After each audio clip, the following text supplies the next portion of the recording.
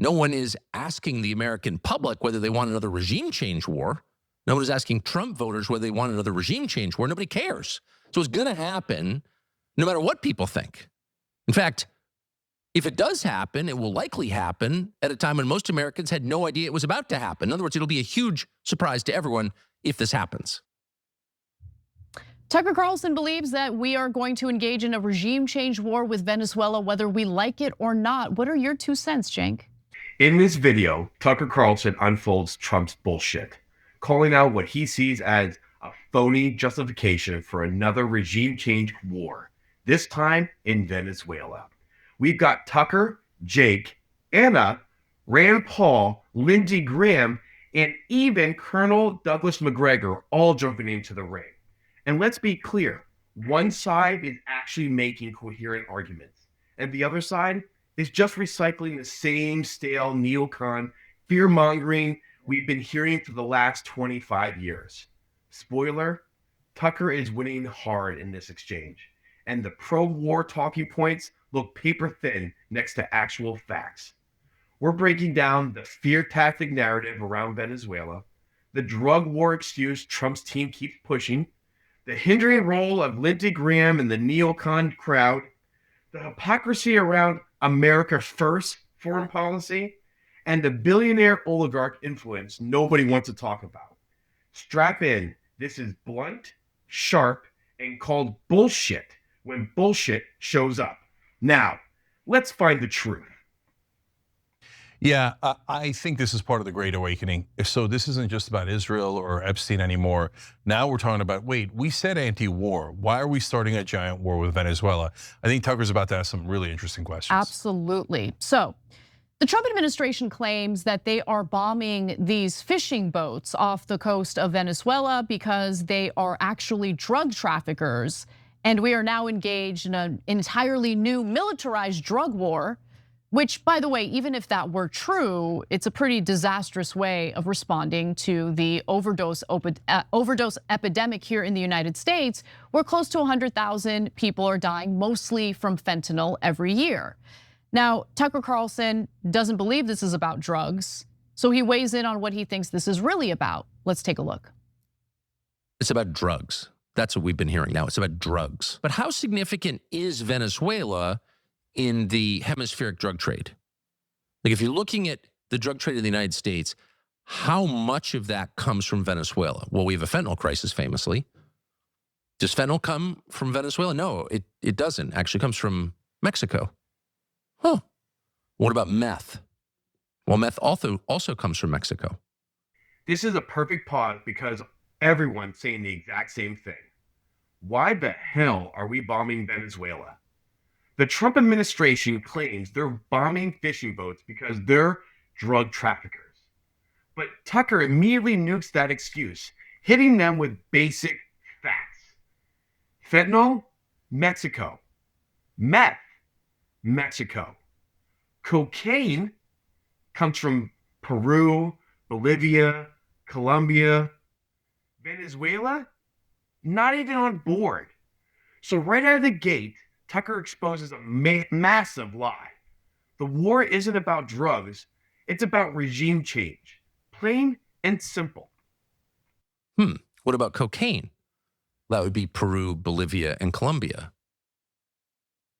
You know, I gotta say, he's very informed on this. And when it comes to foreign policy topics, he's more informed than I previously gave him credit for, because he's totally right, by the way, in regard to which drugs are actually harming Americans, where the drugs are coming from, and how, in the grand scheme of things, Venezuela is not a major player in the drug trade. And so it's important to know that when you're hearing the narrative from the Trump administration in regard to the military buildup that we're now seeing off the coast of Venezuela. Now, he then hits at Senator Lindsey Graham, and I really enjoyed this for a number of different reasons. Let's watch the clip first, and then I'll tell you why. Venezuela is now partnering with Hezbollah. Hezbollah is running out of money because Iran is weak. That's not new. Partnering with drug cartels in Venezuela. No, it should have stopped. Here's what's new. You got a commander in chief's not going to put up with this crap. We're not going to sit on the sidelines and watch boats full of drugs come to our country. We're going to blow them up and kill the people that want to poison America. And we're now going to expand operations, I think, to the land. We're not going to torture you by replaying that tape, but if you rewind it in your spare time to the point where he says, and I'm quoting, "We're going to kill people," you can see a little shiver of excitement go through his aging frame. We're going to kill people. Lindsey Graham sounds so unhinged.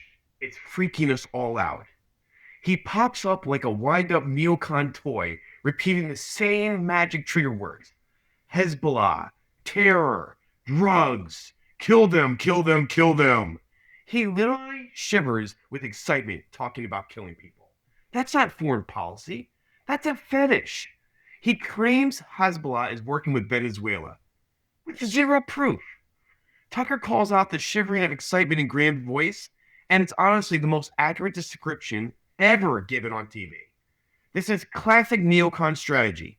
Say terrorists, skip the evidence, demand war, pretend it's patriotic. This is absolutely ridiculous, and Lindsey Graham needs to stop sounding crazy. We're going to kill people, and we're going to kill them, as Lindsey Graham just explained, because Hezbollah in Lebanon. Okay, what does that have to do with us? Have a lot of Americans been killed by Hezbollah in the United States with money from Venezuela? If so, when did that happen? Can you prove it? That's a good question. And obviously he's implying here, why are we engaging in a potentially devastating war when Hezbollah isn't harming Americans? So why would we do this? And I think that's an important statement to make. And guys, even if you don't like what's happening in Venezuela, and that's totally fine. I don't like what's happening in Venezuela. It doesn't mean that I want to use our resources and risk the lives of our soldiers in engaging in a regime change war in Venezuela because I don't like the regime there. Yeah. So first of all, to that point, that's a lot of these points are actually super simple. What's different now than before is the right wing is also making those simple, correct, obvious points. I know, but it's like the most white pilling thing that's happening in the country right now. No, absolutely. Is that blue I see? Is that a white pill you see? Yes, it is. So look, again, I've been saying this the last couple of days and weeks. This is the Great Awakening, because why are we invading these countries? No one ever asked before, right? So we told you all the time, MSNBC, Fox, CNN do the culture wars where they give the fake appearance that they disagree. But when it comes to economic issues, donor issues, including war, they all agree. They all magically agree, we gotta go to war, we gotta go to war. We have to go to war with Iran for Israel. We have to let Israel, we cannot question their funding. You must send them money for war. We must go to war with Venezuela. So when Tucker Carlson and others were on Fox News, let's be honest, they were not saying these things because Rupert Murdoch paid them a ton of money to do pro-war propaganda. Yes. Which, by the way, to Tucker's credit, he's partly apologized for, right? Not partly. He has expressed remorse in going along with the neocons during the Bush era multiple times. And that's what made me open up to the idea of going on his podcast, because that means he has a level of self-awareness that honestly is not prevalent among media people in the United States. Yeah, and so to your point, Anna, and Tucker's point, so China is got concentration camps for the Uyghurs. That's the ethnically Turkic group inside China that my family was named after, okay? That doesn't mean I think we should go to war with China. That would be a bad idea. I don't want World War III. North Korea is being absolutely vicious to its own citizens. It breaks my heart every day. But they have an enormous number of missiles, including maybe nukes, pointed at Japan, South Korea, and maybe even us. No, I don't think we should go to war with North Korea, even though they're bad guys, terrible guys. So this simplistic thinking is all we had in mainstream media. They claim to be the most educated, elite, smartest people in the country, and they get together on these cable news and talk like a bunch of morons in like the most simplistic ways. Saddam is a bad guy. He comes from the general area that Al-Qaeda came from. Cenk, right? So look, usually I would push back because I think sometimes you're a little unfair to media, right? But I literally had an experience with this week. So on Abby Phillips's show, we talked about what's happening with the military buildup off the coast of Venezuela. And as you know, it's a debate panel show. So there were supporters of what's going on, including a former lieutenant governor, I forget her name, Betsy something. But anyway, we're all engaging in this conversation as if, no, the narrative that this is all about stopping the flow of drugs into the United States is true. Like we're just taking that at face value. And literally multiple times in the context of that segment, I'm like, this isn't about drugs, this is about regime change. Now look, I actually don't think that there's only one factor motivating what the US government is doing right now. And to be fair to Tucker Carlson, he also brought up in his monologue that there are very wealthy and influential Venezuelan exiles living in South Florida who are engaging in our system of political corruption. Remember, our Secretary of State, he's Cuban American, of course. He's from Florida. Who knows how many of those folks have donated money to him? So corruption plays a role in this as well. There are Venezuelans who want regime change in Venezuela, and they will fund our government to make that happen. So a bunch of things about that. One, our former managing editor, Jonathan Larson, make sure you check him out on Substack. He's written about this. They're actually very wealthy and oftentimes criminal elements in Venezuela trying to get themselves and their money out. They're working with the people who are giving us the evidence about Venezuela's wrongdoing. So be super wary of that. Number two, did you notice the conversation stopper that Lindsey Graham was trying to say? He's like, well, they're working with Lebanon and Hezbollah, and so obviously we have to invade them.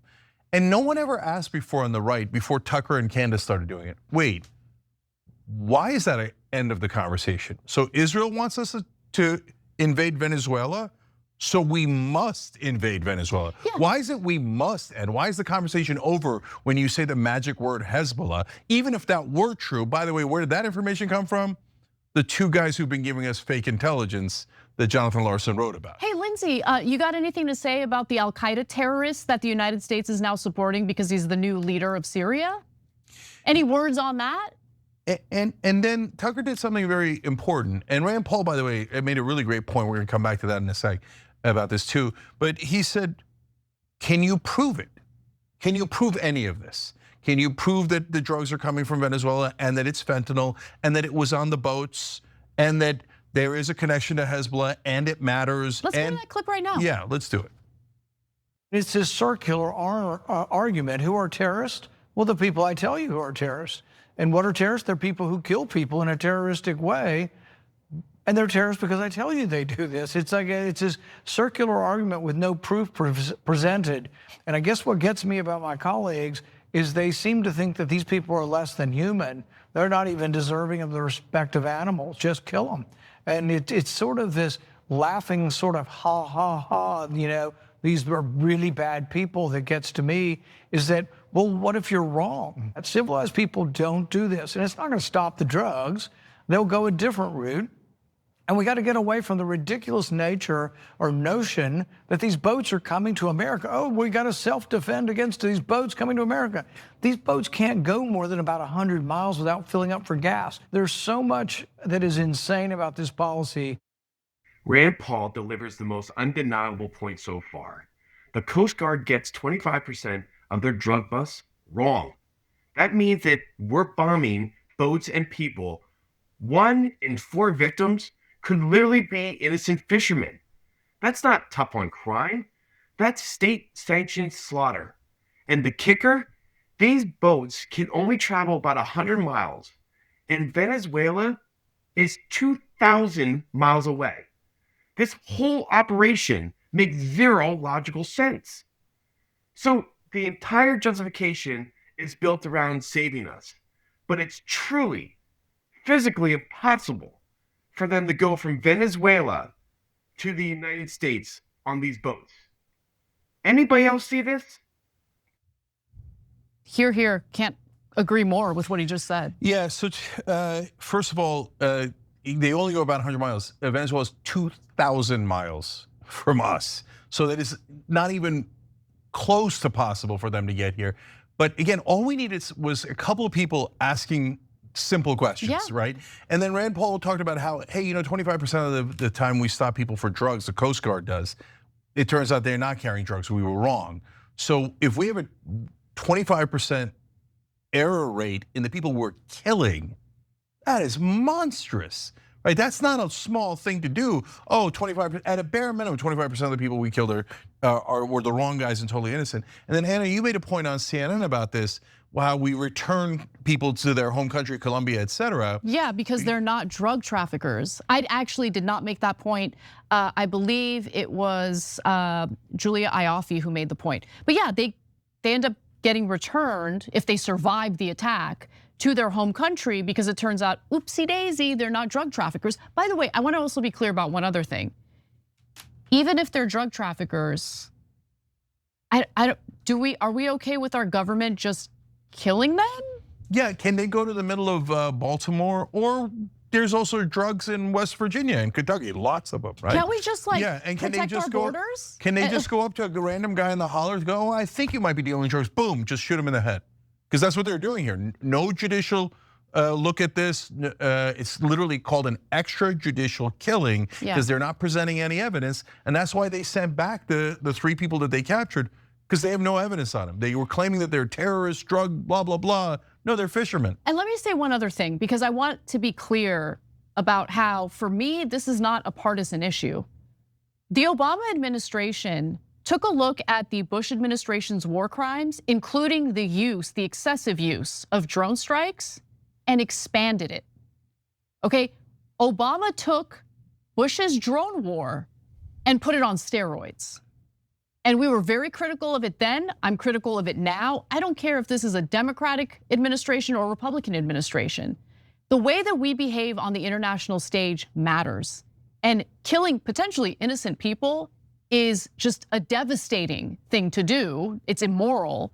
But also, we should be considering blowback, guys. And we should be considering the fact that we have now soured our relationship with Colombia as a result of this, and Colombia was a longstanding ally. Okay, now with all that context, let's get to Colonel Douglas McGregor, that portion of Tucker Carlson's episode, because I think he is obviously knowledgeable, okay? He has a firm grasp of foreign policy, the potential blowback, and more importantly, the unforeseen consequences that the Trump administration should be considerate about as they potentially make their way closer to a regime change war, boots on the ground in Venezuela.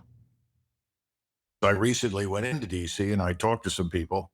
Some of the people I talked to are just below the decision maker level. And you know, it ultimately boiled down to it's time for us to be strong again. As though bombing hapless people in Venezuela or Colombia or Nicaragua or anywhere in Latin America is testimony to our greatness as a nation. And then, of course, the final straw is, well, we've got to destroy the drug problem where it originates. Well, I've got a big flash of the obvious. The drug problem originates here inside the United States. So, you know, bombing these places isn't going to stop anything. It's not going to improve anything. It may turn out to rally all of Latin America against us.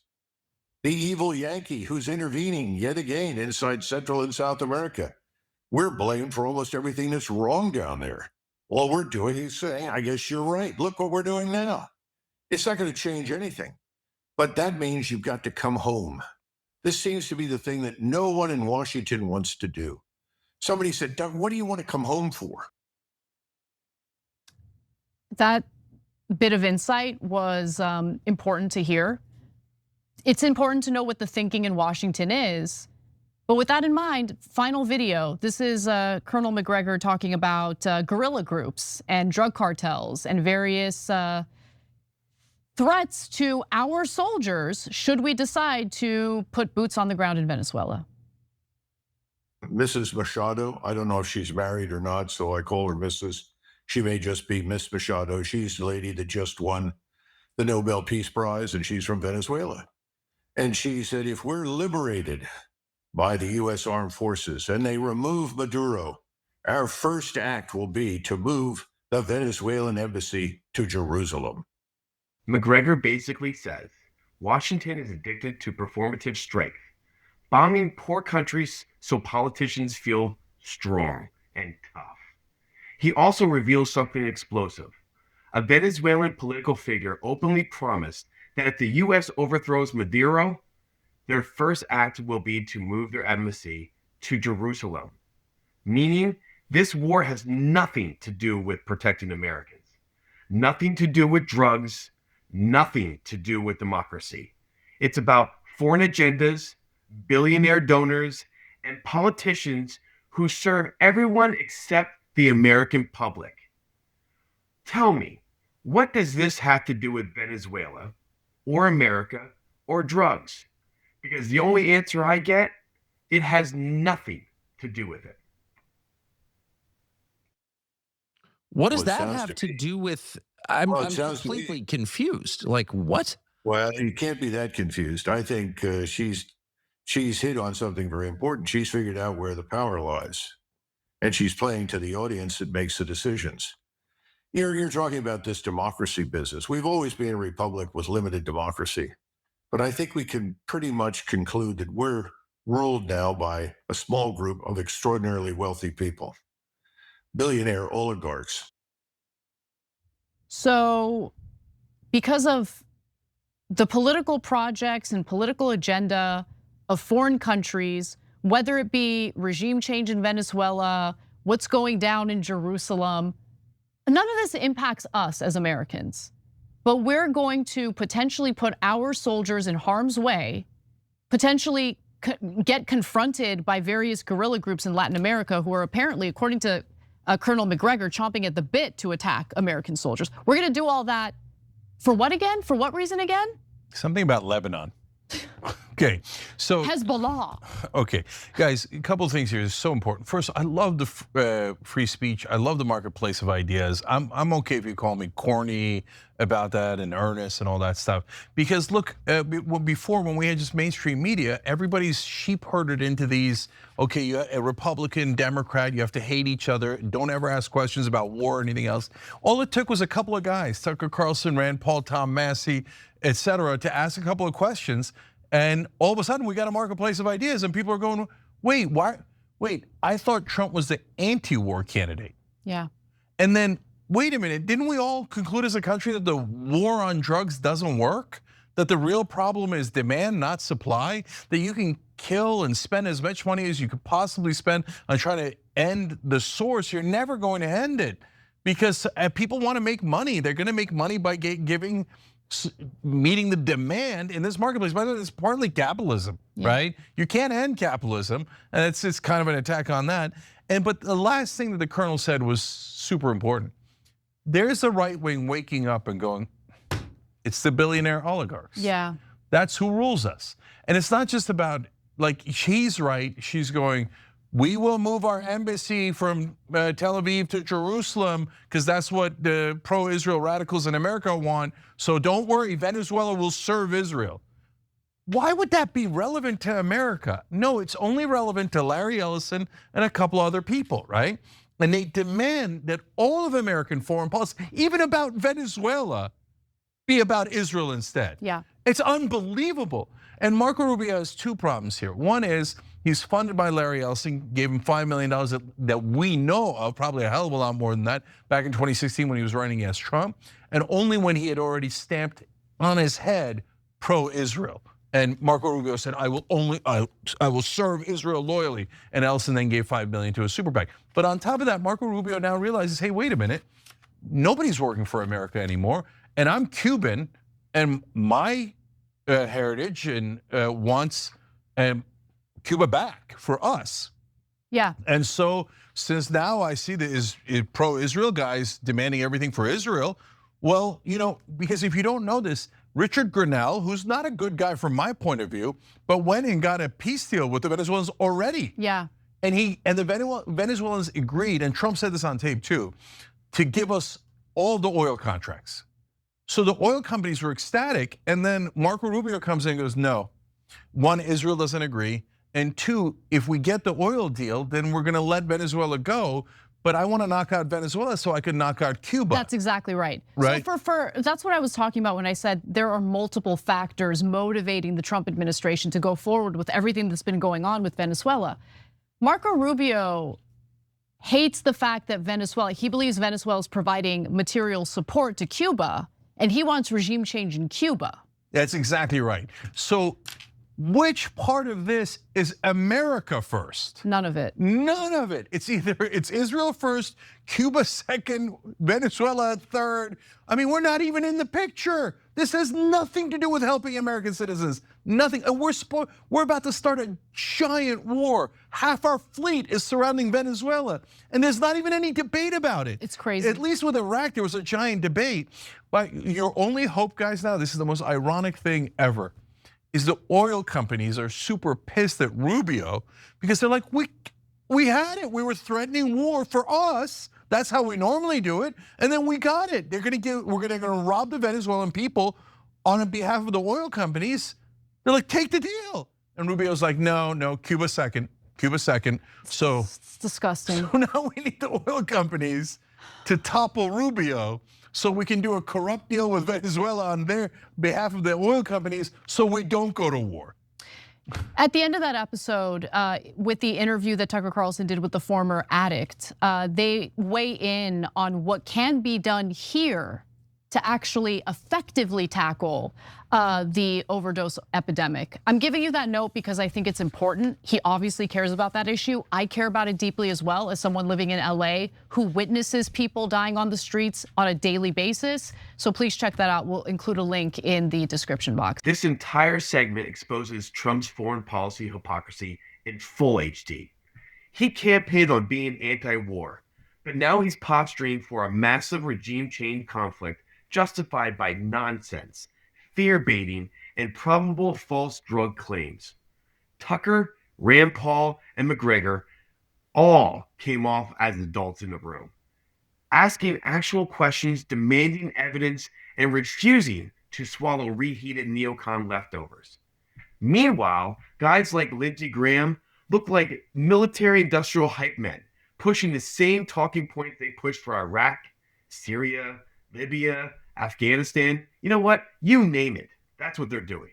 And the biggest takeaway, none of this is America first. It is Israel first, Cuba second, oil third, and somehow America comes in after that, somewhere. This critique is not about liking or disliking Trump. It's about calling out a foreign policy disaster before it becomes another Iraq. If Tucker is right, and the evidence says he is, we're headed towards a giant war nobody voted for, nobody asked for, and nobody benefits from except billionaire oligarchs and foreign governments. They're the one that benefits, not America. Thank you for watching and listening to our video. Please like and subscribe to our channel. We'll talk to you the next time we need to find out the real truth.